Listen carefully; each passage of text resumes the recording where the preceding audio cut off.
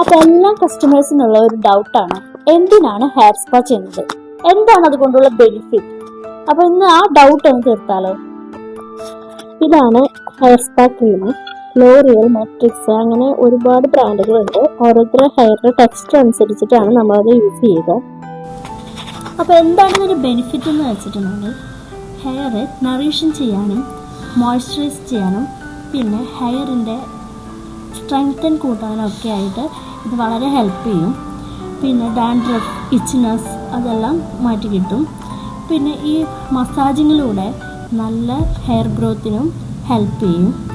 ഇത് വാഷിങ്ങും എല്ലാം കഴിഞ്ഞ് നമ്മൾ നോക്കുമ്പോൾ നല്ല സിൽക്കി ആൻഡ് ഷൈനിങ് ആയിട്ട് നമുക്ക് ഹെയർ കാണാൻ പറ്റും.